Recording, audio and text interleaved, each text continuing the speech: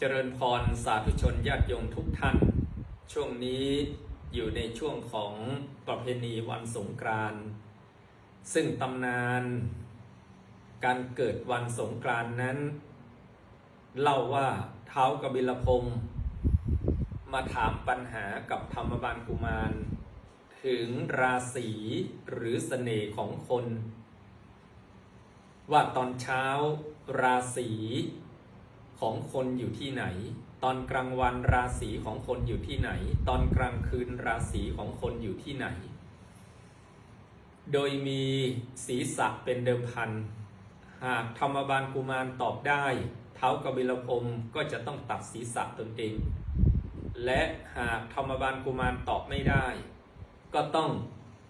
สังเวยคำถาม3ข้อนั้นด้วยหัวของตนเองเช่นเดียวกันกว่าที่ธรรมบาลกุมารจะหาคำตอบได้ก็ล่วงเลยไปถึง7 วันตามตำนานกล่าวว่าธรรมบาลกุมารฟังนก2ผัวเมียคุยกันถึงปริศนาธรรม3ข้อนั้นก็ได้คำตอบมาบอกแก่ท้าวกบิลพงศ์ว่าตอนเช้าราศีของคนอยู่ที่หน้าตอนกลางวันราศีของคนอยู่ที่อกตอนกลางคืนราศีของคนอยู่ที่เท้าโดยมีการอธิบายว่าตอนเช้าราศีของคนอยู่ที่หน้าตื่นเช้าขึ้นมาคนจึงล้างหน้าแปรงฟัน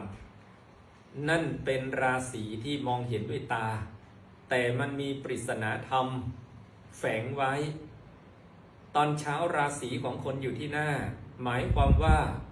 เราตื่นขึ้นมาล้างหน้าแปรงฟันต้องรู้จักหน้าที่ของตนเองลูก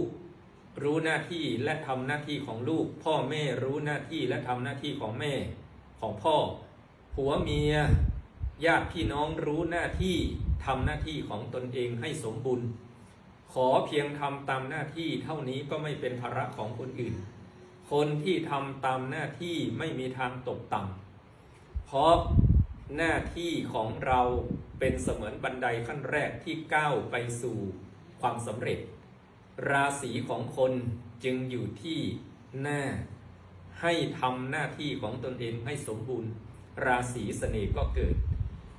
ตอนกลางวันเสน่ห์อยู่ที่อกเวลาร้อนๆคนจึงเอาน้ำมาลูบอกได้ผ้าเย็นๆซับเหงื่อซับใครตามแขนตามขาตามอกก็ชื่นอกชื่นใจแต่ปริศนาธรรมที่แฝงอยู่หมายความว่าเราอยู่ที่ไหนต้องเข้าอกเข้าใจคนอื่นเห็นอกเห็นใจคนอื่นแล้วจะตัดการกินอกกินใจซึ่งกันและกันเข้าอกเข้าใจซึ่งกันและกันก็คือมีน้ำใจต่อกันนั่นเองอยู่ที่ไหนกับใครก็ได้ในโลกนี้อย่างมีความสุขไม่กินแหนงแครงใจกับใครเพราะเรามีน้ำใจเข้าอกเข้าใจคนอื่นราศีเสน่ห์ก็เกิดส่วนตอนกลางคืนเสน่ห์อยู่ที่เท้าคนจะเข้านอนจึงล้างเท้าแล้วหลับสนิทปริศนาธรรมที่แฝงอยู่ก็คือให้มีจุดยืนในการดำเนินชีวิตเหมือนเรามีเท้าเป็นจุดยืนที่ก้าวไปสู่เป้าหมายได้ฉันใดการดำเนินชีวิตก็ต้องมีจุดยืนฉันนั้นเราเป็นชาวพุทธก็ต้องยึดมั่นในพระรัตนตรัยนั่นเป็นจุดยืนของเราชีวิตเราก็จะประสบแต่ความสุขความเจริญเสน่ห์หรือราศีของคนตอนเช้าราศีอยู่ที่หน้ารู้จักหน้าที่ตนเองอย่าให้บกพร่องตอนกลางวันราศีเสน่ห์อยู่ที่อกเข้าอกเข้าใจคนอื่นเห็นอกเห็นใจคนอื่นมีน้ำจิตน้ำใจอยู่กับใครก็ได้ในโลกนี้อย่างมีความสุขตอนกลางคืนเสน่ห์อยู่ที่เท้าให้มีจุดยืนในการดำเนินชีวิต